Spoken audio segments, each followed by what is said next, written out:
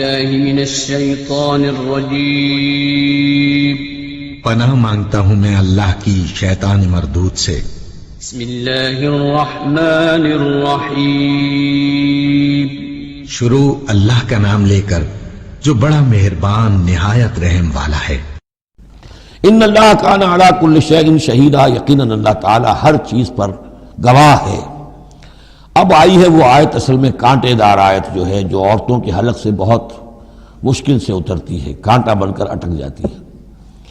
الرجال قوامون علی النساء، یہ تمہید تھی ساری، ایک سورہ بقرہ میں تمہید آ چکی تھی، علیہن لہن مثل الذی علیہن بالمعروف وللرجال علیہن درجہ، یہ کہہ کے بات چھوڑ دی۔ آگے آئے لا تتمنوا ما فضل اللہ بعضهم علی بعض، اور مزید اس کے لیے ذہنی جو ہے تیاری کر دی۔ اب آ رہی ہے وہ چیز جو چبھنے والی چیز ہے۔ الرجال قوامون علی النساء، مرد عورتوں پر حاکم ہے۔ یہ میں ترجمہ زور دے کر رہا ہوں۔ یہ قامہ جو ہے، قامہ جب علا کے ساتھ آئے گا تو کچھ اور معنی ہوں گے، قامہ بے کے ساتھ آئے گا کچھ اور معنی ہوں گے۔ قامہ بے کسی شے کو قائم کرنا، کونوا قوامین بالقسط، اسی سورہ مبارکہ میں یاد آ جائے گی، کونوا قوامین بالقسط، عدل کو قائم کرنے والے بن کر کھڑے ہو جاؤ۔ قامہ علا، کسی کے اوپر سر پر مسلط ہونا، یہ ہے گویا کہ ایک درجہ حاکمیت ہے۔ گھر کے ادارے میں حاکم ہونے کی حیثیت مرد کو حاصل ہے۔ سربراہ خاندان جو ہے وہ مرد ہے، عورت نہیں ہے۔ عورت کو بہرحال اس کے ساتھ ایک وزیر کی حیثیت سے کام کرنا ہے، یہ ہے اس کا اصل رول۔ اسی لیے میں بیان کر چکا ہوں کہ وہ جو نسیان کا معاملہ تھا، اللہ تعالیٰ نے اس کے اندر چونکہ یہ سیکنڈ رول پلے کرنا ہے اسے یقیناً اس کے جذبات کو تو زیادہ ٹھیس پہنچنے کا امکان رہے گا۔ آدمی کو ہر انسان، مرد بھی چاہتا ہے میری بات چلے، عورت چاہتی ہے میری بات چلے۔ اب آخر کار کس کی بات چلے گی؟ یا تو دونوں کسی طریقے سے کسی مسئلے میں متفق ہو جائیں، اور عورت جو ہے بیوی اپنے شوہر کو دلیل سے، اپیل سے جس طرح قائل کر لے تو معاملہ ٹھیک ہو گیا۔ اب اگر نہیں ہو رہا معاملہ تو اب کس کی رائے چلے گی؟ مرد کی رائے چلے گی۔ تو کس کو اس سے ایک صدمہ پہنچے گا؟ عورت کو پہنچے گا۔ لیکن اس صدمے کا ہی جو ہے انفلوئنس، اس کو کم کرنے کے لیے سیفٹی والو، نسیان کا مادہ اللہ تعالیٰ نے عورت میں زیادہ رکھ دیا۔ اسی لیے پھر اس قانون شہادت کے اندر ایک مرد کی جگہ 2 عورتوں کو وہاں پر اس کا نصاب رکھا گیا۔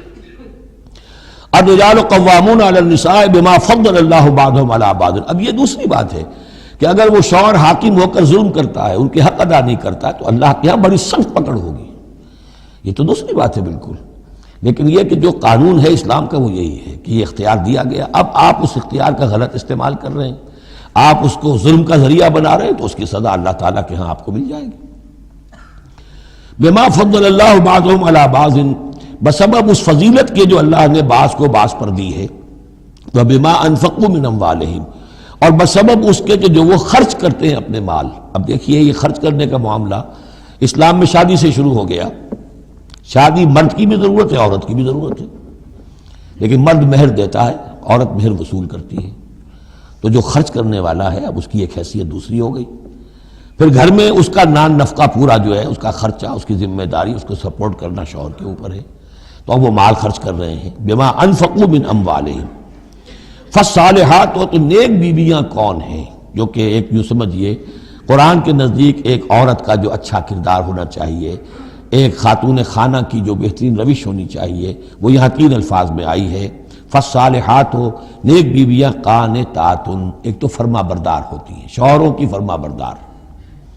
حافظات للغیب، غیب میں حفاظت کرنے والیاں، یعنی ظاہر بات ہے کہ مال ہے کسی کا تو گھر میں ہے، وہ تو کام پہ چلا گیا ہے، اب وہ کس کی حفاظت میں ہے؟ بیوی کی حفاظت میں ہے۔ اسی طرح اب بیوی کی جو عصمت ہے وہ در حقیقت مرد کی عزت ہے، اب وہ اس کی عزت کی حفاظت کرے اس کی غیر موجودگی میں۔ اسی طرح مرد کے راز ہوتے ہیں، سب سے زیادہ بڑھ کر جو ہے رازدان وہ تو بیوی ہوتی ہے۔ تو 3 اعتبارات سے حافظات للغیب، حافظات للغیب، غیب میں حفاظت کرنے والیاں شوہر کے مال کی، شوہر کے رازوں کی، اور شوہر کی عزت کی۔